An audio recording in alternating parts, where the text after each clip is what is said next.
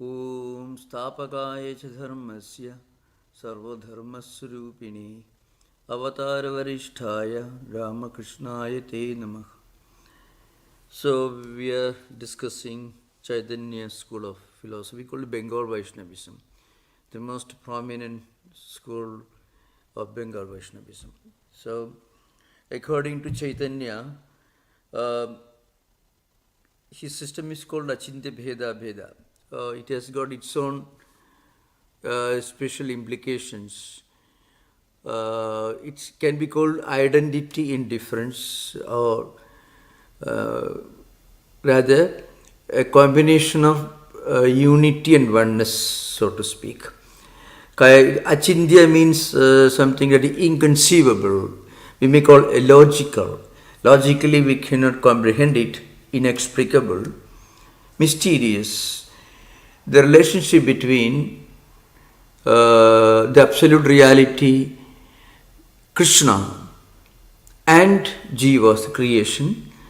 The relationship is something that we cannot conceive of. Because on the one hand, Krishna is supreme, is the supreme Godhead, and nothing else can exist distinct from him. So in that sense there is a kind of identity. At the same time,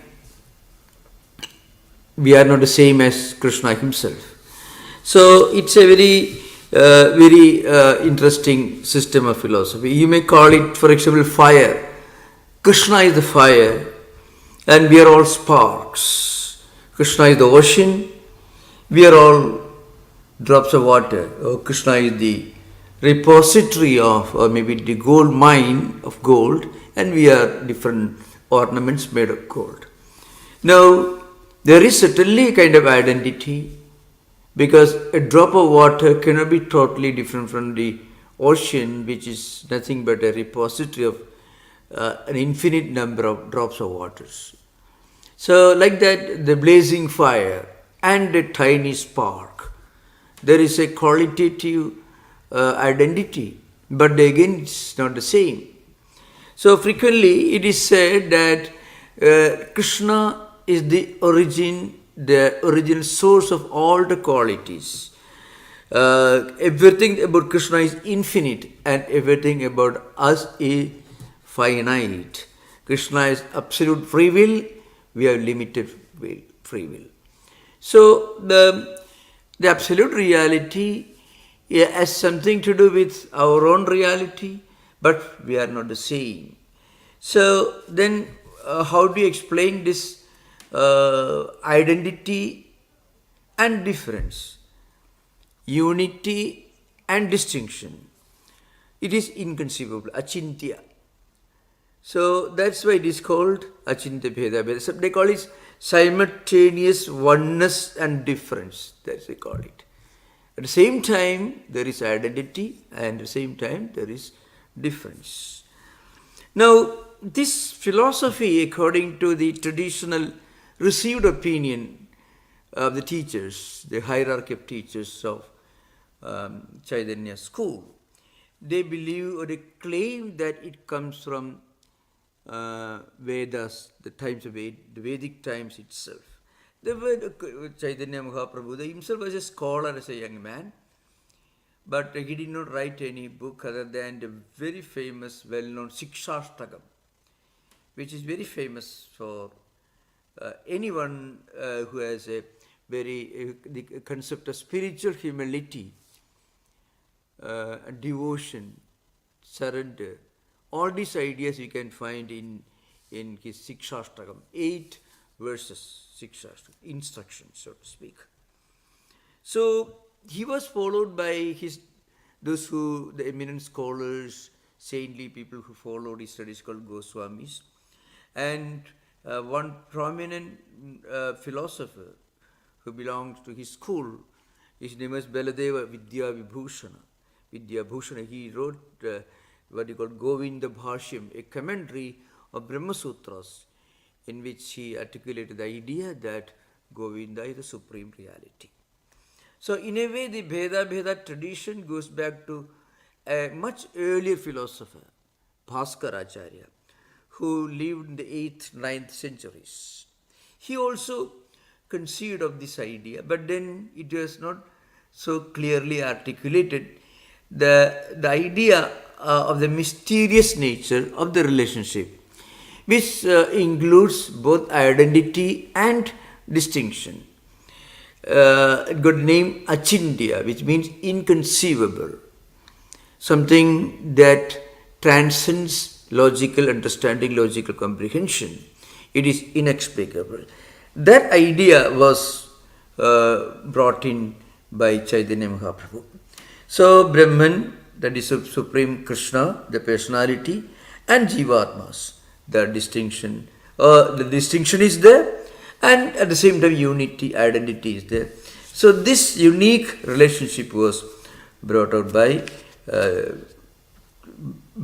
Vidya, with Chaitanya Mahaprabhu, and it is called Achintya. He used the word Achintya, which is added to Bheda-Abheda Bhaskaracharya. Now, there are a few important things to be kept in mind, historically speaking, and also from a theological, doctrinal point of view. It is very interesting. As I mentioned earlier, Chaitanya Mahaprabhu considered the supreme reality, Brahman. Uses the Brahman here, according to him, Satchidananda Brahman, the supreme ultimate reality, is one anthropomorphic Godhead, Krishna. Now, if you look at the well-known Hindu canonical literature, belonging to Vaishnava tradition, broadly speaking, Vishnu Purana and so on. Now, these Puranas expound different incarnations of Vishnu, Rama, Krishna, many others, Vamana, Parashurama, and so many. There are Dashavataras, 10 incarnations. Now, these are all incarnations or manifestations of one divine Vaishnava monotheistic Godhead, Vishnu. Vishnu, the name Vishnu goes back to Vedic times. Vyapnodidi Vishnu.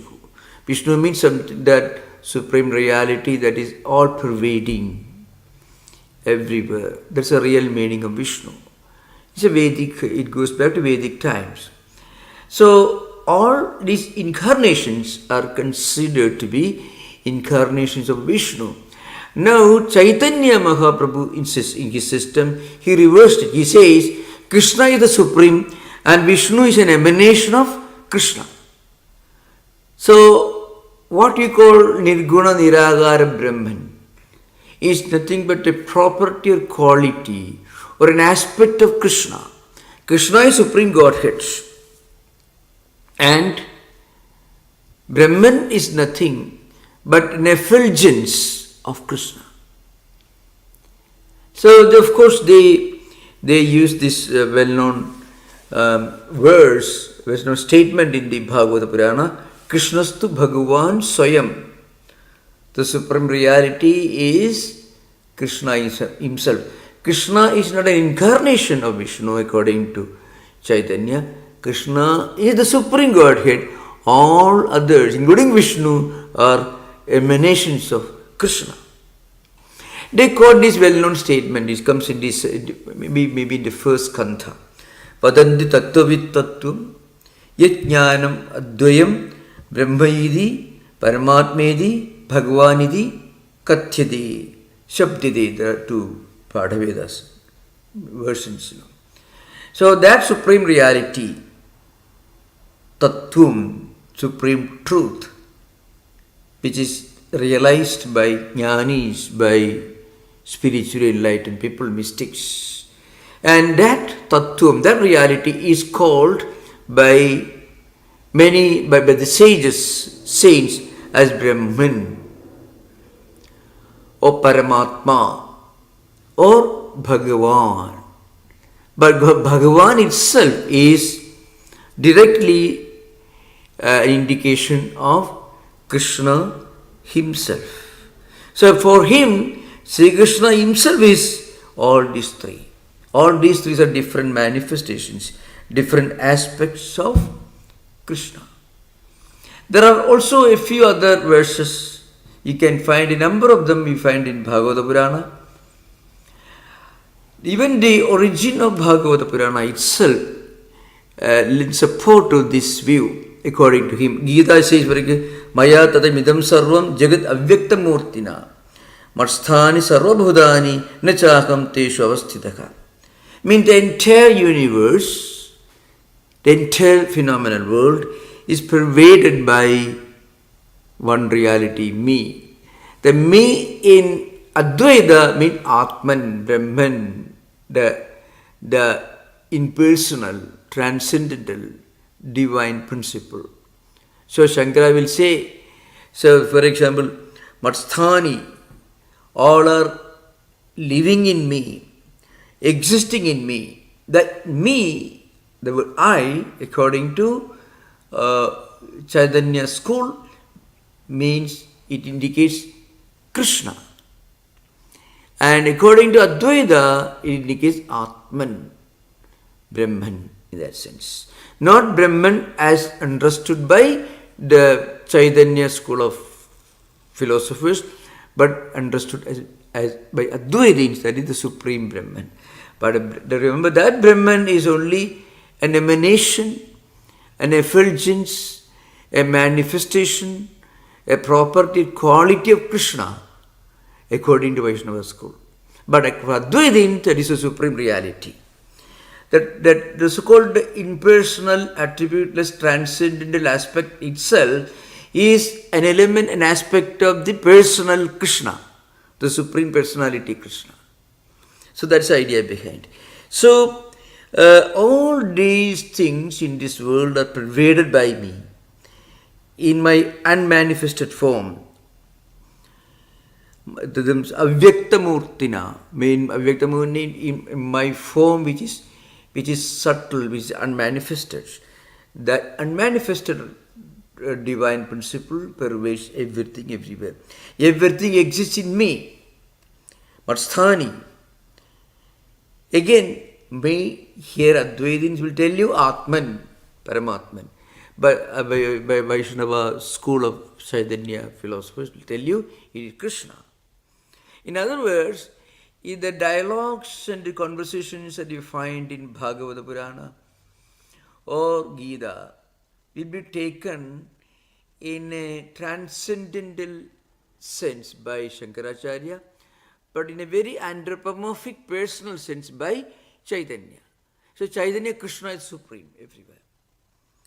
So he says, they are all existing in me, but I am not in them. In the sense, I am not exhausted by all these. I am not the same. If you say Krishna is the world, it becomes pantheism. So that will be totally against the spirit of Achintya-Bheda-Abheda. So I am not in them, but they are all in me. Now, this idea, of course, this is an interesting connection with the origin of Bhagavata Purana. I tell you, if you read some of the works of Chaitanya school of philosophers, and also listen to some of the very traditional scholars, who are very saintly people, who have read Bharadeva Vidyabhushanas, Brahmasutra Bhashya and Jiva Goswami and all these works. They are all remember, there are wonderful examples of very deep humanism, compassion, broad-mindedness. All these qualities you can find among the followers of Chaitanya school. Remember, I am talking about the philosophers and saints who originally follow Chaitanya Mahaprabhu's original system, and not necessarily those who become, the later manifestations. I'm talking about the great Jiva Goswami and others, Vidyabhushan, Bharadeva Vidyabhushan and others. Chaitanya Mahaprabhu himself was an archetypal humanist, a typical archetypal humanist. There are many, interestingly, if you compare the character, you find there's a lot of similarities with the deep humility, this love and compassion that you find in Chaitanya, which in many ways resembles Christ himself. To give an example, to what extent Chaitanya emphasized humility and humanism and compassion and love and dedication and all that. Totally self-deprecating language used in his Shikshastakam. Shikshastakam is a very wonderful poetical work. Only 8 verses. Ashtaka means 8. A classical poetical piece with just 8 verses. Instructions. So, Trinadavi Sunichena, Tarorapi Sagishruna, Amanina Manadena, Kirtaniya Siddhaharihi. Very wonderful. So humility and tolerance, how much humble, how tolerant a devotee should be. One should chant the holy name of God with all humility, in a humble state of mind. And an actual devotee should think of himself as lower than a straw in the street. One should be more tolerant than a tree. So you can see, you should think of yourself as something lower than the straw in the street. Trinatabi Sunichena. Tarorabi Sagishruna. And then you should be more tolerant. You should be as tolerant as a tree. A tree, it bears sunlight, moonlight, rain, heat, cold, everything. It's so tall. It's an example of absolute, complete toleration, forbearance, patience. These are the characteristics of a devotee. You can find in the Gita, where in the 12th chapter, Bhakti Yoga, Lord Krishna gives a list of some important qualities of a devotee. This you can find in same qualities to some extent you can find in the 2nd chapter of the Gita, Siddhapragya Lakshanas also, 55 to 72nd, 18 verses in the 2nd chapter of the Gita gives a list of the characteristics of a spiritually elevated soul, which in some ways are very similar to the characteristics of a wise man expounded in the famous Buddhist text Dhammapada. 26th book of Dhammapada contains Tambuhi Brahmanam, him I call a wise person, and a number of qualities are given. And the same qualities are enumerated in the Gita as Sthidapragya Lakshanas, the characteristics of a spiritually enlightened person. So, Dukkeshu Anudikdamana, Sukheshu Vigadaspurha, Vidraga, Bhayakroda, Stidatihi Muni Uchyade. He is a person whose intellect, Dhi, is fully established. And Buddha says, Tam Bruhi Brahmanam, him I call a wise person. The same qualities in many, you find almost repetition. One is in Pali, the other is in Sanskrit. So also in the 12th chapter of Bhakti Yoga, you can find many qualities. For example, Adveshta Sarvabhudanam Maitra Karunaya Vaja Nirmamo Nirahangara Samadukha Sukakshami Sandushta Satadam Yogi Yadatma Dharnisheka Mayatpidamano Buddhi Yoman Bhakta Same Preka Yasma no Dijate Loku Loka no Dijate Cheka Harsamash Sabayo Duagei Muktoya Sachame Preka. The one who is not afraid of anyone, and the one of whom nobody is afraid. He is a friend of everyone, and everyone considers him as their friend. This may not be possible, at least there is no reason for anyone to consider a devotee as his enemy. In that sense.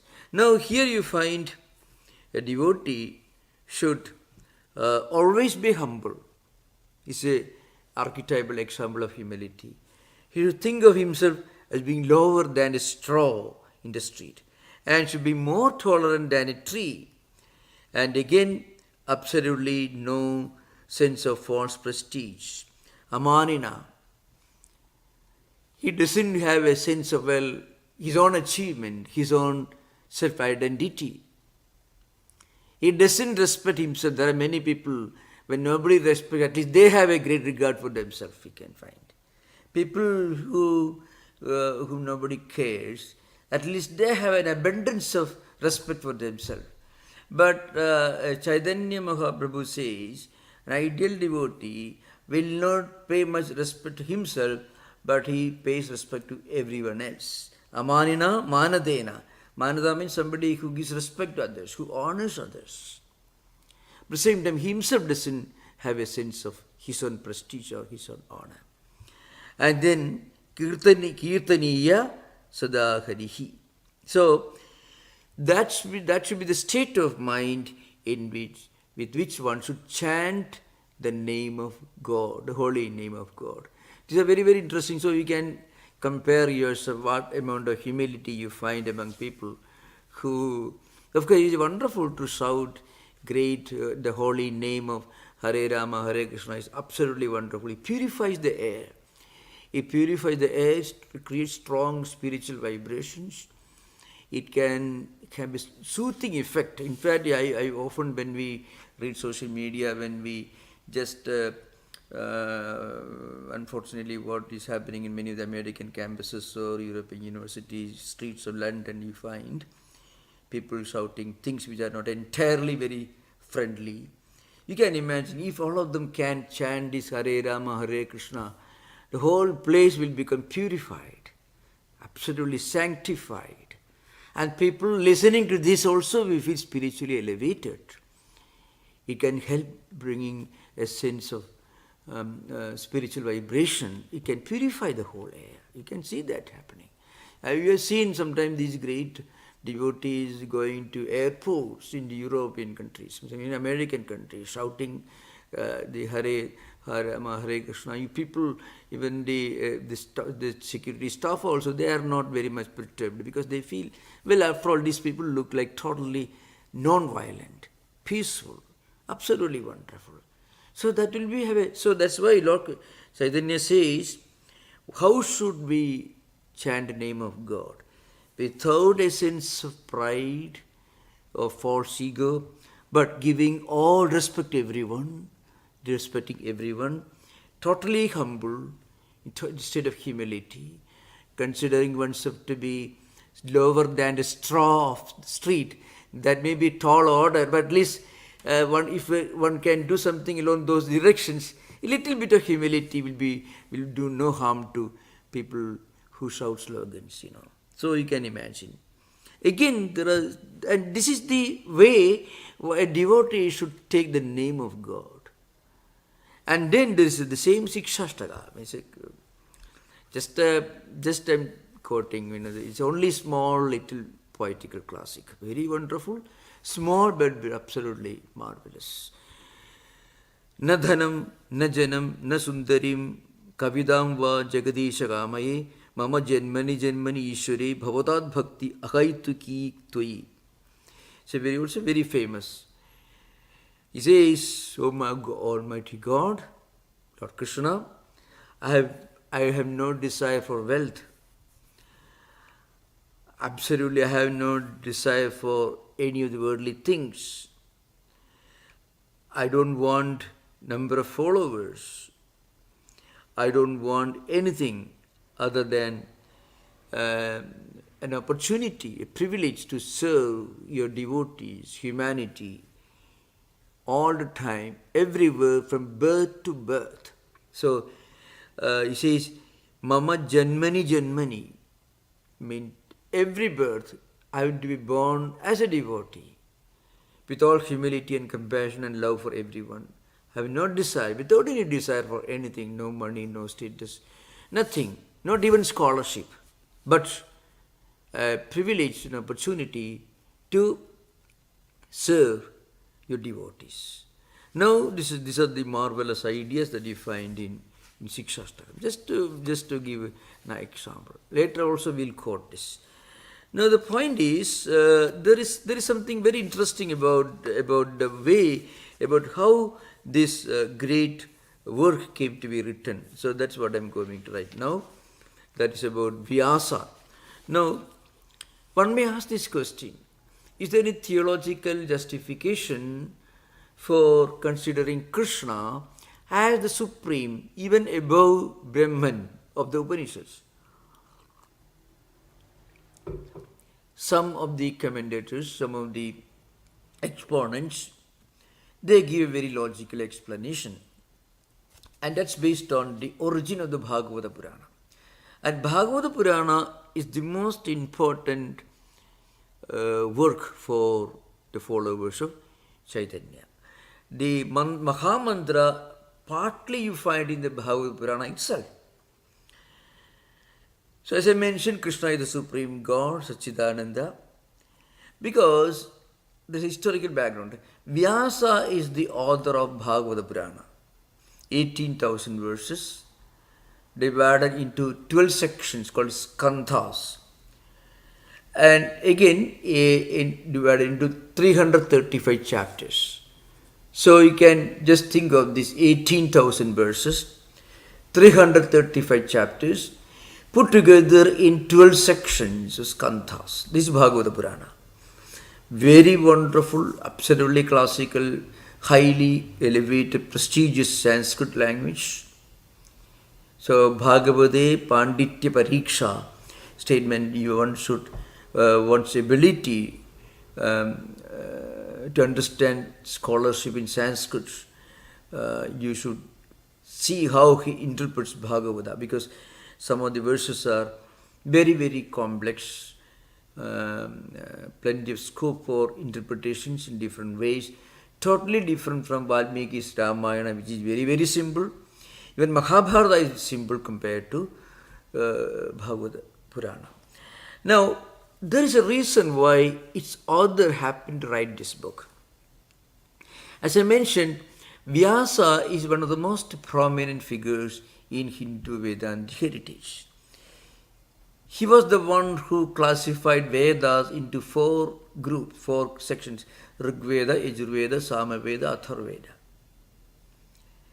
According to traditional scholarship, there used to be only one Vedas, and that Veda was classified, edited. Vyasadhatu means classify, editing. That's the meaning, the Sanskrit root, Vyas. So he classified and edited this huge corpus of books called Vedas. And they called Rigveda, Yajurveda, Samaveda, Atharveda. Each Veda, again, is 4 sections: Samhita, Brahmana, Aranyaka, Upanishad, which I already explained many times earlier. And then he wrote Mahabharata. And he also, so that's a great work, more than 100,000 verses. And he also wrote 18 Puranas, prominent Puranas, Mahapuranas, and 18 Upapuranas, secondary Puranas. But altogether you need an entire room full of shelf to arrange books written by this man, Vyasa. And he wrote also the great Vyasa Smriti. And still he was suffering from very serious withdrawal symptom, depression. His own son, Shuka, was one of the greatest sages of those times, a mystic, a saint, Shuka. It's Shuka Brahmarshi. But the father, Vyasa, was the teacher of so many great saints and scholars, the most accomplished philosopher, saint of those times, who is the preceptor of many teachers. He was himself very unhappy, and one day he was sitting on the banks of river Saraswati. Saraswati, those who are interested, geologically, according to geologists, Saraswati river actually existed, but right now it has gone underground due to some cataclysmal, natural tsunamis or earthquakes, something happened, we don't know when.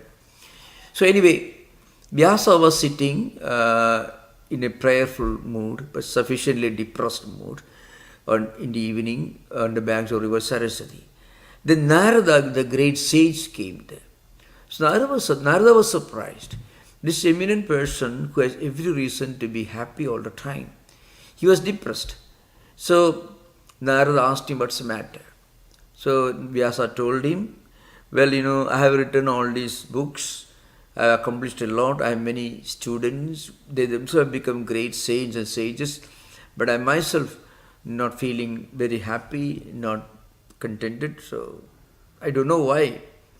Then Narada told him. So just now we have completed Mahabharata. Mahabharata is all about dharma. A dharma, as understood in Mahabharata, means constitutional propriety, put in English language. What is legally appropriate? That's what Mahabharata. Not necessarily spiritually appropriate. What is dharma? Dharma, artha, kama, moksha. It's a regulating principle. That's the meaning of dharma in the Mahabharata. Not the same meaning that you get in the Buddhist tradition. In Buddhist tradition, dharma is the supreme goal. So, but you did not teach anyone how to live their spiritual life, how to practice devotion, how to pray to God. How you didn't teach anything very direct that be helpful to people, helpful for their own spiritual life. Vyasa really thought, oh, that's true, I didn't do anything. Then Narada told him, you write something like that. Then Narada gave a brief summary of Lord Krishna's life to Vyasa. Vyasa listened to it, and out of that he wrote this huge book, Bhagavata Purana. 18,000 verses, 335 chapters, divided into 12 sections called skandhas. And when he completed the work, to the end of the Dwadasha Skandha, the last chapter, just before entering, not the last sentence, not the last verse, but little before, Satyam Param Dhimahi. That's how he concludes. I meditate upon the supreme truth, the supreme wisdom. As soon as he wrote it, he felt a tremendous sense of contentment and happiness within.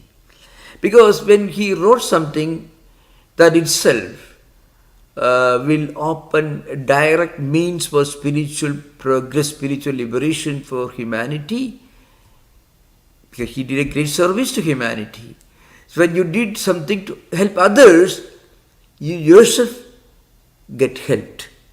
You yourself become contented. So Vyasa wrote this Bhagavata Purana. So according to the followers of Achintya-Bheda-Abheda by Chaitanya school of Vaishnavism, Bhagavata Purana is the most prominent work. And Bhagavata Purana itself is a commentary on the Vedas, according to them. It's a commentary on the Vedas. Shankaracharya says Gita is a commentary on the Vedas. Tadam Gita Shastram Samasta Vedartha Sara Sangraha Bhudam Durviknyayartham. That's how Shankaracharya writes in the word Gata, introduction of Gita Bhashya, Gita commentary. But Vyasa says, according to, and that idea is again echoed by the followers of Chaitanya Mahaprabhu, says Bhagavata Purana is the commentary on the Vedas. So the one who directly was involved in classifying the Vedas, he himself wrote Bhagavata Purana to make clear to everyone as to how to live a spiritual life. And in that book, he made the great proclamation, Krishnastu Bhagavan Swayam. Krishna is the Supreme Lord Himself. So that's why he says, Brahmedi, Paramatmedi, Bhagavanidi, Shabdyate. That Supreme Reality is Krishna, and that Krishna is called Brahman by Paramatman and Bhagavan, etc. But according to Chaitanya school of Vaishnavism, they go even beyond that, and they will tell you that Krishna is actually, He is the Supreme Lord, and all others are only different aspects of this Krishna. So this is an important justification for considering Bhagavata Purana as the most important book, and also the idea that Krishna is the Supreme Lord, and all other divine incarnations, divine aspects are only emanations of Krishna. So again, a few more points to remember. There are a few important points that a student of Advaita should understand. Chaitanya system doesn't accept the idea of Maya. Maya is the word used by Advaitins to explain this strange phenomenon of the relationship between the supreme reality and this world. I mean, the world and everything is only an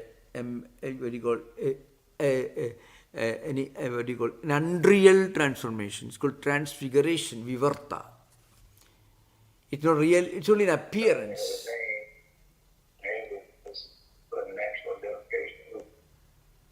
Can you, please, those of you who want to ask questions, you are most welcome, but please a little further. So the point is, in Chaitanya system, they consider the world as real, but not in the same way in which Madhvacharya looks upon this world. Madhvacharya sees a complete and total and permanent distinction and difference between God and this world and all these living beings in this world. But Chaitanya system tells you that there is, of course, a difference, but that difference is only difference in terms of quantity.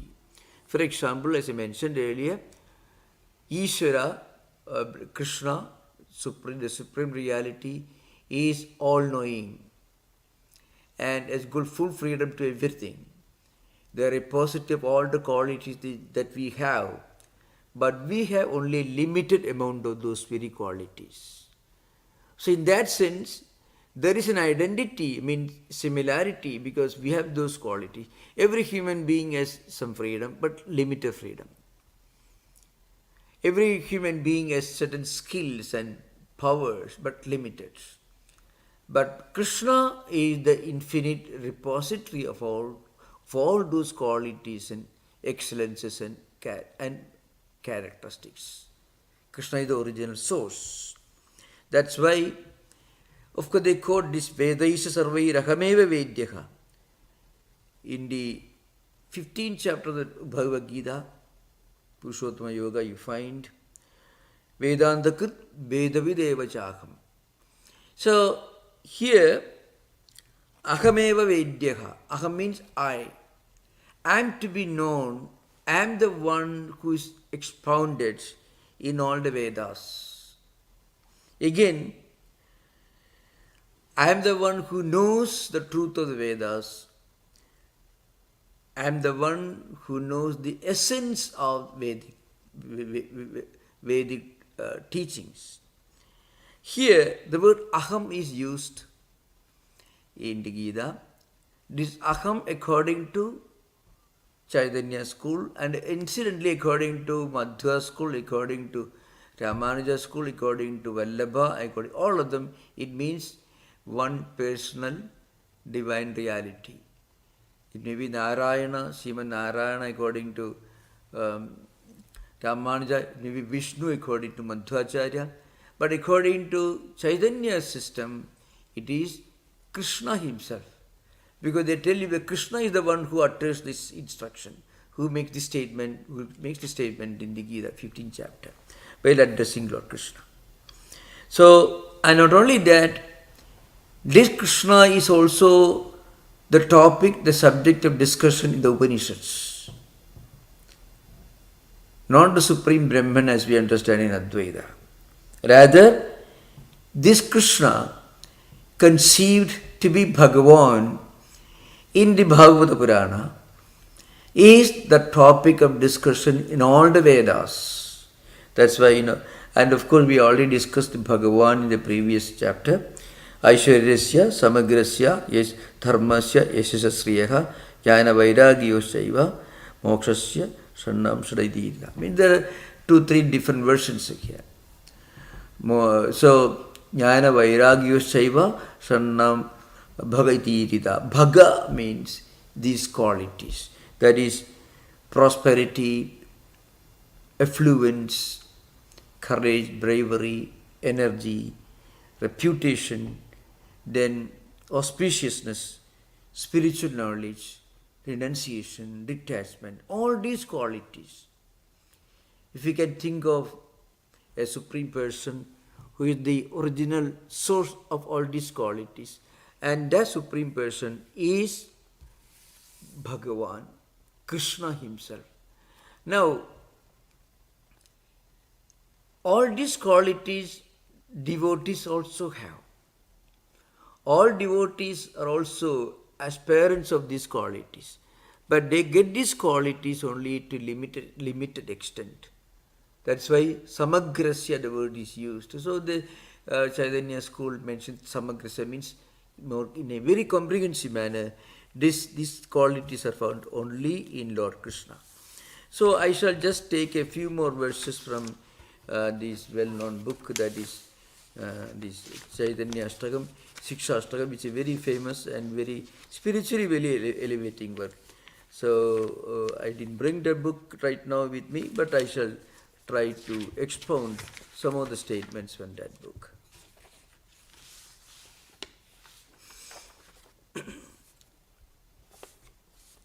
Namnam akari bahuda nija sarvashaktihi tatrapida niyamida smarane nakala edadrishi tava kripa bhagavan mamapi durdaivam duddusam iha janina anuragaha. So this again you can see the great teachings of Chaitanya, full of compassion, spiritual wisdom and humility. O Lord, your holy name alone can give us all blessings. Namnam akari bhagudhan nija sarvashaktihi tattarpida niyamitaha. And you have hundreds of millions of names, he says. So in a way, according to some of the philosophers, they tell you, every name is auspicious. Every auspicious name can be used to call Krishna. Remember, when they interpret Krishna, we should not be under the impression it is the Krishna with one name only. Anyone who looks at Krishna or Vrindavan, that Krishna with all humility and devotion, he will get his blessings. So, edadrisi tava kripa bhagavan mamapi.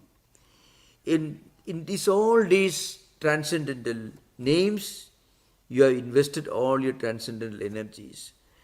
There are not even hard and fast rules for chanting these names, he says. Now, these names, holy names, can be uttered by anyone, anytime. And according to them, you get the blessings of the Lord, you get spiritual enlightenment only when you get His grace. And the grace comes when you surrender yourself to Lord Krishna. So the idea of prapatti, one way or other, you can find it plays out in all these Vaishnava traditions. You find in Ramanuja, you find in Madhva. Madhva doesn't articulate in that with that kind of emphasis. Ramanuja thinks that this prapatti, sharanagati, self-surrender itself is an important ritual. You have to utter some mantras, you have to keep in mind the sense of the 66th verse of the 18th chapter. Sarva dharman parityaja mamekam sharanam vraja aham tva sarvabhabebhyo mokshayishyami masuja. The idea is again found in Vallabhacharya's the Pushti Marga. I mean, the path of grace, God's grace. When you surrender yourself to the Lord, immediately you become a recipient of God's grace. So also in Chaitanya system. One may ask this question, why should you go on chanting? There are some traditional scholars who will tell you, in the books will tell you, why should you go on uttering these holy names all the time, thousands of times? So when you take these names hundreds of times, even if you are not fully devoted, that repeated chanting of the holy name will create a samskara in our mental system, and that will help us to move forward. If we can focus our mind completely on the Lord and utter one mantra, that one recitation is enough. But it doesn't happen. So there is no other way but to continuously practice this. And as we continuously practice this, finally we reach a stage in this life, next life, when we can utter this mantra with all dedication, with a sense of total self-surrender. That's why the holy name should be uttered all the time. He says, for example, there is no tatrapida nemeda smarane nakalaka. It's a very important note. And there is no special time. You normally, in traditional pujas, ritual ceremonies, you have to do certain things in a specific manner. But according to Chaitanya, any time, any day, any moment, you can take the name of the Lord.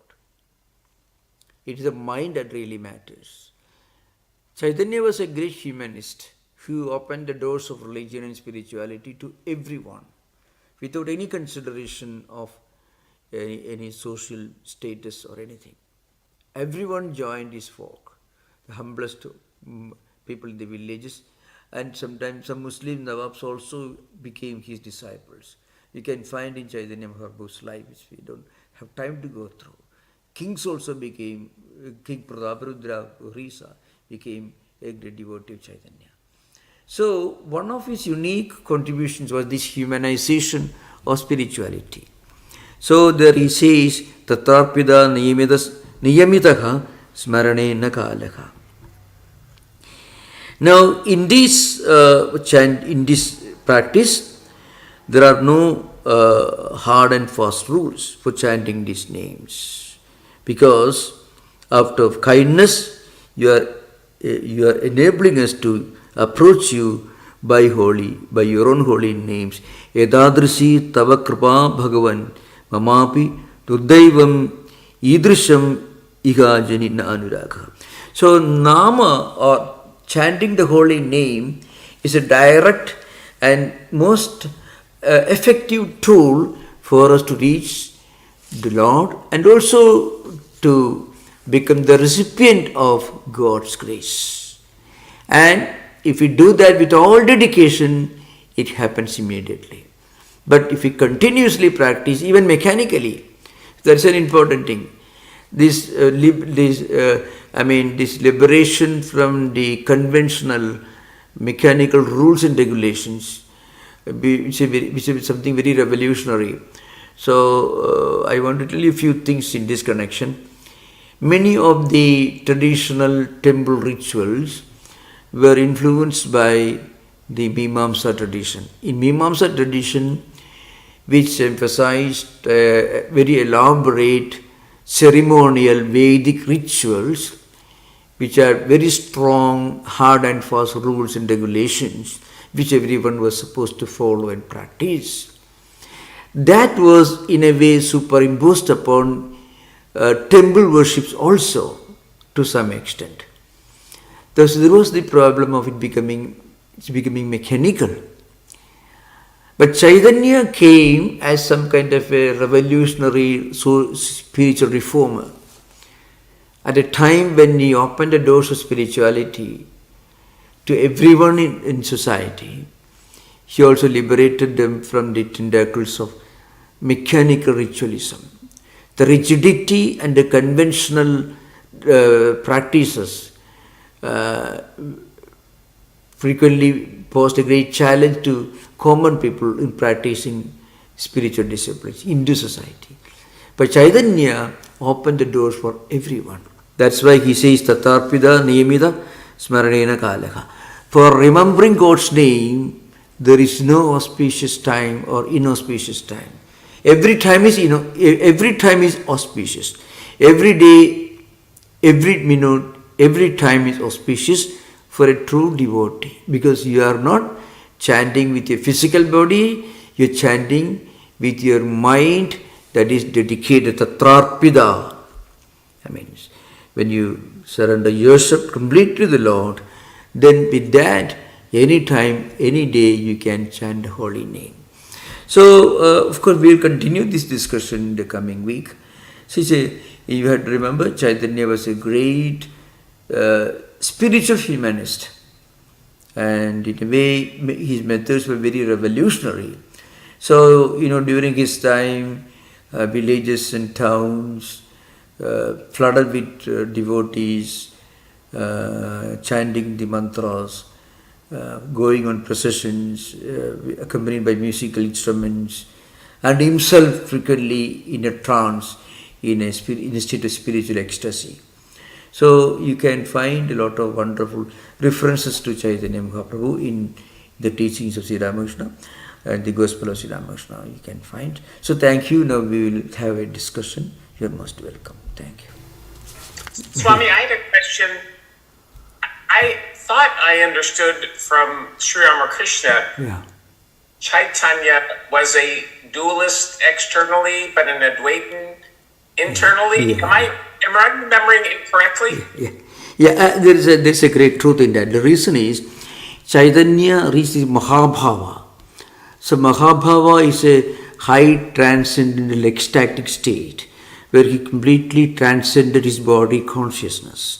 He became totally identified with his deity, with his focus of concentration, contemplation. So that is actually an experience of Advaita, really.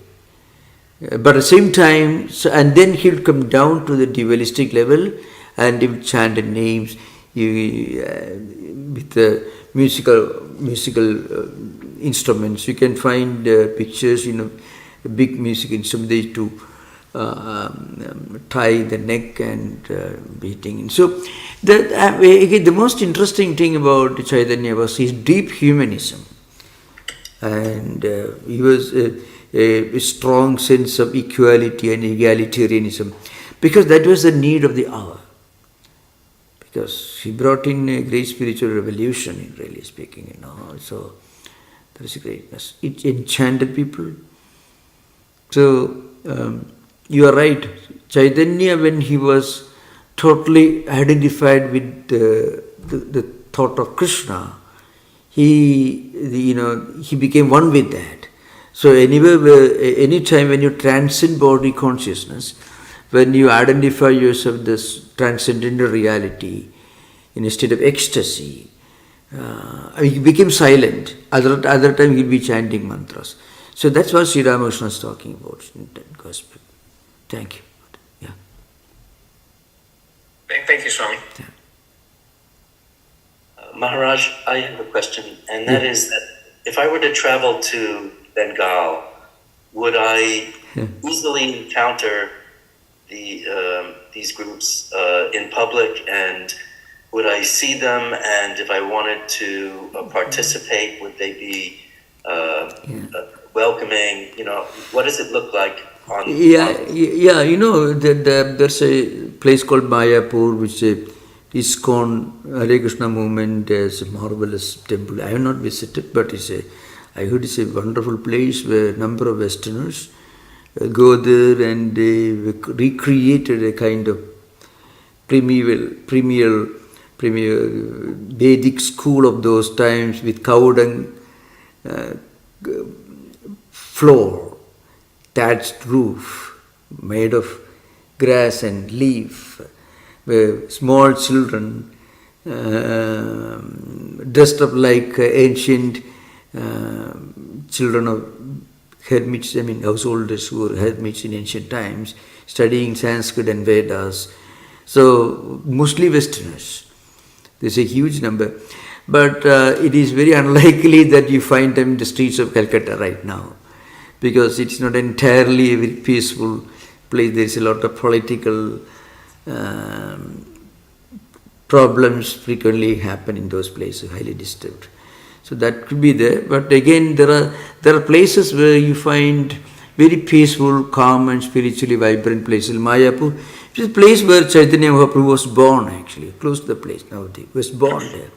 So that place has got wonderful temples, Vedic Gurukulas, Vedic places you find, yeah. Would it be accurate to say that the adherents have been attracted by the quality of the poetry, and then they've acted upon that attraction? I wouldn't say I mean, not necessarily taking it literally, but they're reacting to the poetical content and running with that. Is that fair? Political. No, the Poetic. Yeah, that's right. Okay. Right now, I tell you, there are still people who perform this we call Nama Sankirtanam. I mean, taking the holy name and singing loudly with musical instruments. You find many of them in places like Puri. You find in Orissa. Puri. He most of the time, Chaitanya Mahaprabhu lived last 13 years, I believe. He lived in Puri. It is well known for a huge temple, Jagannath temple. That's where he lived and passed away there, it seems.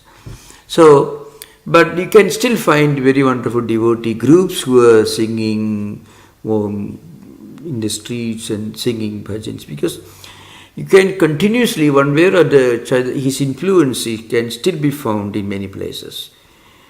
In Bengal, in Orissa, you find, and also in Vrindavan, especially in Vrindavan.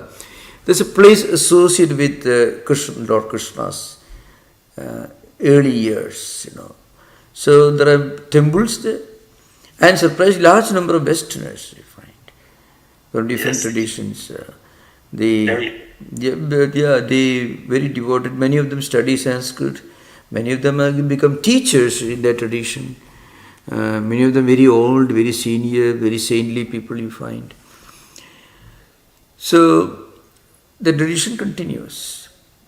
It became so popular because you can't see just the same profundity of philosophical depth that you find.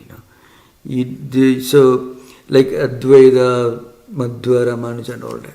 But very simple. In a way, it's a people's spiritual movement. Chaitanya system was in a way people's spiritual movement. The one thing that characterized his approach was totally non-violent in word and thought, and totally compassionate, humanistic, and himself always being in a state of ecstasy, a devotional ecstasy. So frequently they compare him with Spinoza, but Spinoza never went about shouting songs. But then the deep devotional fervor was sometimes very similar, that you find. Yeah. Chaitanya's was a people's spiritual movement. People's spiritual movement. Yeah. Those sites you mentioned, Maharaj, are world famous, and thank you for who? Excuse me. Yeah.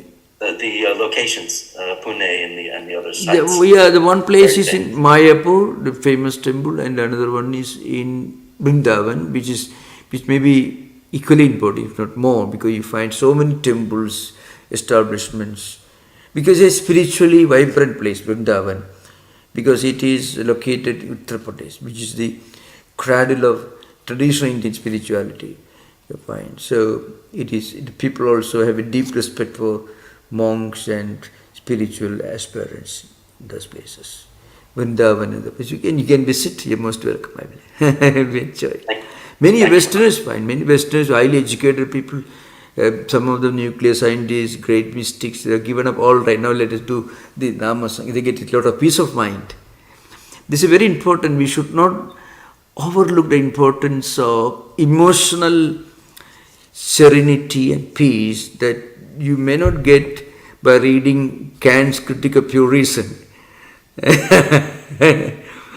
So the mind needs some other kind of food for its survival, and Chaitanya provided this wonderful spiritual food. Okay, that is greatness. Yeah, thank you. Swami, you had referred to Maya in a way that I am not familiar with. I have understood Maya to mean the world, and in the same way that medieval Catholics would refer to the world as opposed to the realm of the spirit, both the material world and worldly emotions and worldly drama, and that was Maya as opposed to the spirit.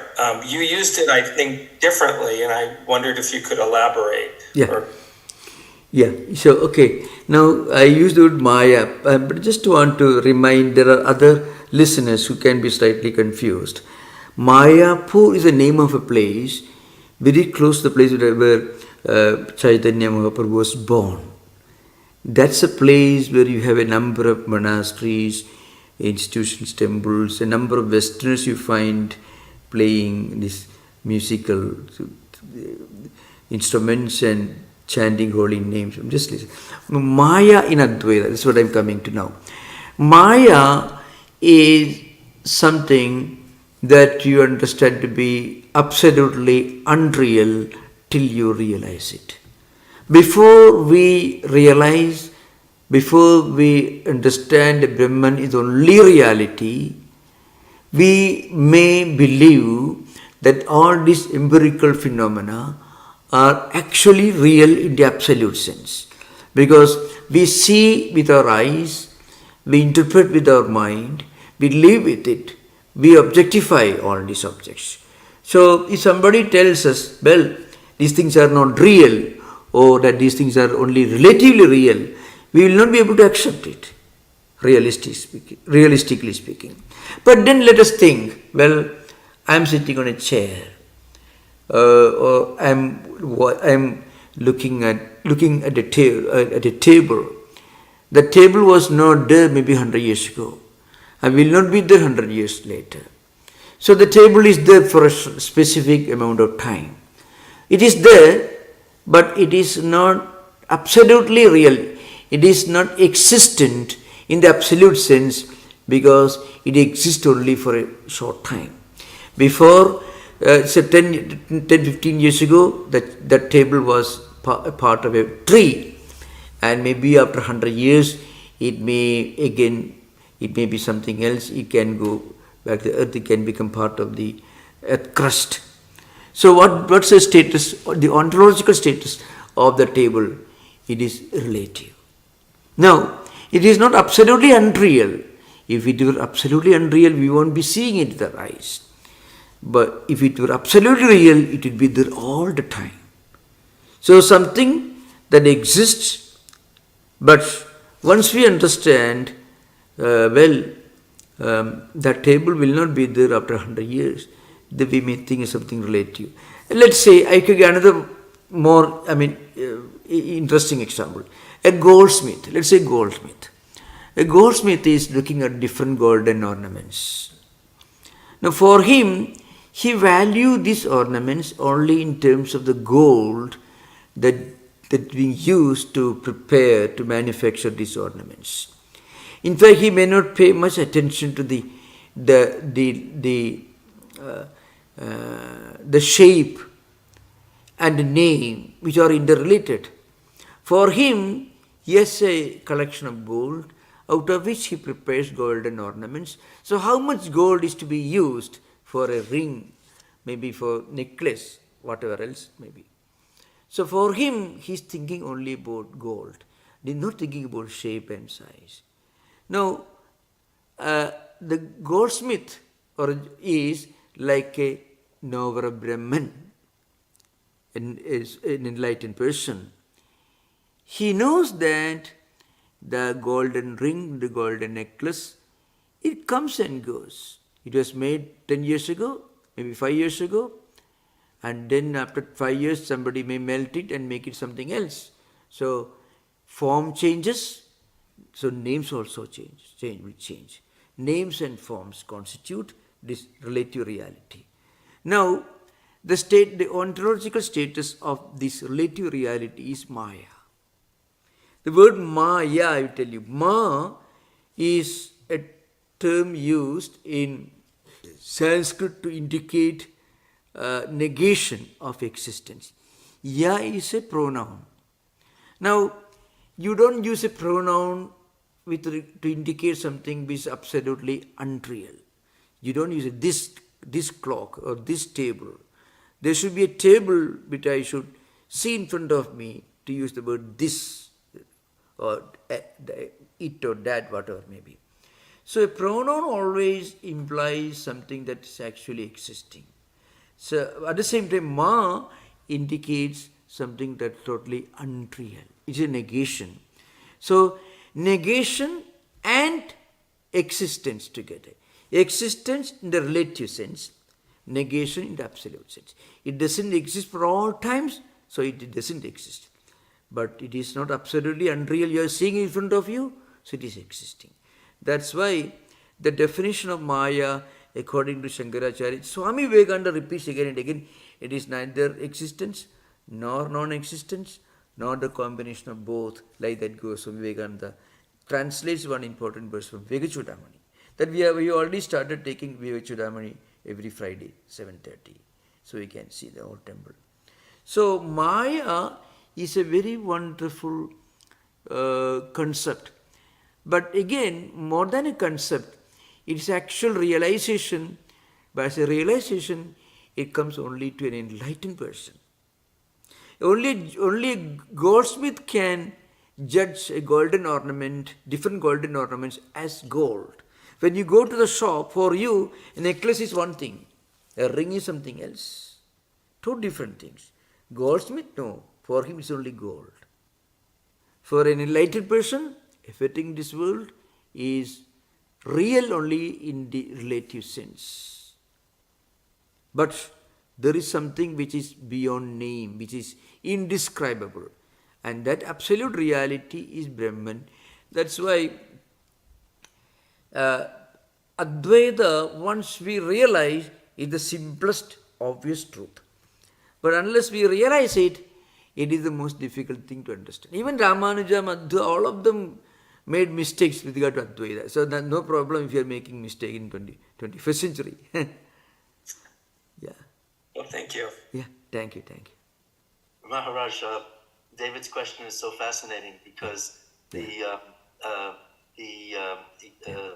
legal environment that he and I have practiced in allows for evidence to be admissible for certain purposes and not for other purposes. Yeah, that's true. You find sometime Dr. Radhakrishnan talking about Shankaracharya says he was as much as a lawyer as a philosopher. Because in Shankara's commentaries, there are many instances where he puts objections on the mouth of his opponents, and one after another, you will be, well, this time Advaita is gone. Shankaracharya himself, he is interpreting Upanishads in his commentaries, and he gives a list of possible objections to his own theory, one after another. So when you continuously read those objections to Advaita, you may assume, well, Advaita cannot stand. And then after several pages, Shankaracharya begins his reply. Then everything is gone. So really, one lawyer creates a scenario. It may be real only till another lawyer demolishes the whole thing. So the empirical world is real only till we realize that Brahman is only reality. That's the idea behind. I just can't stop laughing. David, could you imagine doing a closing argument where you reiterate the opponent's case and only to refute it? For those of you who don't know, David and Bobby Coleman both are lawyers. Yeah, of course, yeah. Well, thank you for the question, David. Thank you. Back in the 70s, I was actually a devotee of the Hare Krishnas. I didn't shout in the airports, but I did shout in my house. And that's very wonderful. Very good. Yeah. Through what I've heard from you tonight, a lot of the things that you've said were what we were taught especially about like chanting Hare Krishna like a certain number of times or as many as we could. We were given a real long mala and a little bag, and we were supposed to say Hare Krishna, Hare Krishna, Hare Krishna like a long time. And I read some of Sri Prabhupada's books, and one of his books was specifically about Sri Chaitanya, and I always thought that Sri Chaitanya was part of their lineage, and they seem to claim that he is. I was wondering what your thoughts are about the modern manifestation of the Sri Chaitanya. There are quite a few groups who claim that's absolutely it is good that if you can tomorrow, if you start chanting Hare Krishna in your local in your it's actually neighborhood, of course. The point is, these sacred names, if you look at the meaning of the sacred names, these names have a spiritual potency because they're being chanted with great dedication by great men, great devotees for quite a long time, and the original form of this Mahamantra is in the Bhagavata Purana itself. In the same form, but they modified as a chant name. So it is a sacred name, and when you chant it loudly, it has a positive effect on the environment. To give an example, suppose you go on shouting some, let us say, tabooed expressions from the Oxford Dictionary in the privacy of your room. Every day you shout 1,000 times the tabooed words from Oxford Dictionary. You find your mind will degrade. But suppose you utter some holy names like Hare Krishna, Hare Rama, all these, then your mind gets elevated spiritually. So what names we utter, the words we use, they do have a direct impact on our character, our mind. Chanting holy names like the Hare Krishna, Hare Rama, all these holy names, which go back to Chaitanya Mahaprabhu's times, that will purify the air. That is a refining and purifying effect on our mind, our emotion system. The more you do it, the better for it. Now, one thing I have to tell you, in the mantra japa, chanting holy names, there is a one way of looking at it. It's called para pasyanti madhyama vaikhari. So, when you chant very loudly, everyone can hear, you too can hear yourself. That is called vaikhari, the gross form of chanting. Vaikhari. Yeah. Madhyama is more advanced. It goes more internalized. The Pashyanti is still more. Para means the supreme, the highest, where you become merged with the spirit of mantra. That's the highest. It's a meditative state. So even the grossest of taking holy names, even the most gross manifestations of devotion or spiritual culture will have a positive effect on everyone around us and also in our own mind. This happens. These words do have the potency. There's no doubt about it. Absolutely wonderful. I don't mean to say I should do that now, not at all. But I mean to say, holy names, holy chanting, listen to great music, spiritually elevating music, will have a very, very direct effect on the human mind, emotions. There's absolutely no doubt about it. Yeah, thank you. Yeah. Thank you. I've seen with my own eyes, Maharaj, that youth of a certain age, especially those who are gifted but disaffected, perhaps artistic, maybe mishandled in schools, a little sullen, given the opportunity to sing and chant in the way that you described, comforts them, brings them into community in a positive way. I've seen it with my own eyes. Yeah. 50 years ago, I saw it, and I continue to see how the process of singing in community, when it's positive, when it's relaxed, can really bring Yeah. some people back to life, so to speak. Yeah, true, correct. Okay. Yes. The question was, you'd mentioned that Vyasa was depressed. I'd never heard that before. I didn't quite Yeah. understand. Yeah. He wrote such great works. How could he be? Yeah, He yeah, wrote the Gita. Yeah, at the beginning of Bhagavata Purana, the story is given, Vyasa, who has written all these great books, he was so highly accomplished. One day he was sitting on the banks of river Saraswati in a very, very depressed mood. So, the Sanskrit slokas, Sanskrit verses, if I quote and recite and literally translate, it amounts to what I said just now. That was his mood.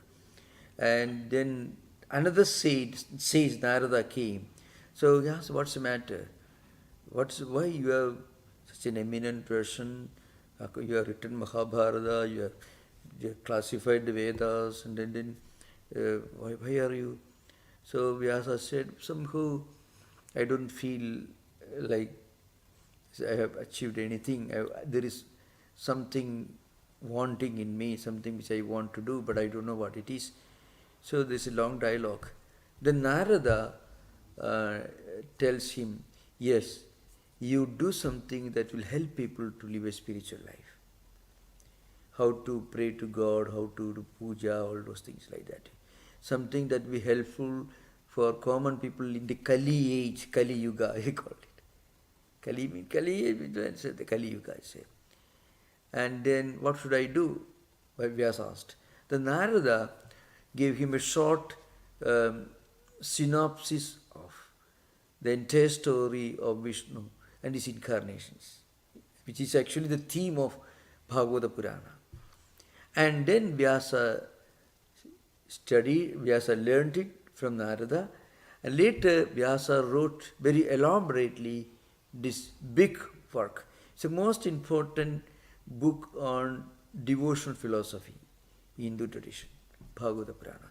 And also it is very profoundly Advaitic in many places, very philosophical, very metaphysical.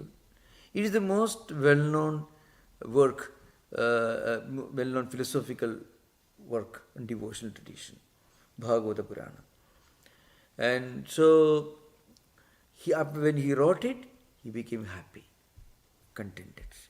So the underlying principle is when you do something that helps others, and when we look back, when we feel, well, what I did was beneficial to a number of people, that gives us a kind of inner contentment, which is something very precious. That's the idea. A sense of, well, I have done something that I should have done. That feeling comes. Okay. Thank you. Could you say that his depression was more like Swami Vivekananda's depression when he sees the suffering, or is his depression more like normal people get depressed? Yeah, and in a way there are striking similarities, I would say, because Swami Vivekananda's mood was, he was comparing the America and Europe that he saw in the later half of the last decade of 19th century with the predicament of common people in India. So naturally he felt that he should do something much more than preaching the philosophy of Vedanta. So in a way there is a similarity, I think. Yes. Okay. Thank you. Thank you, sir. Thank you.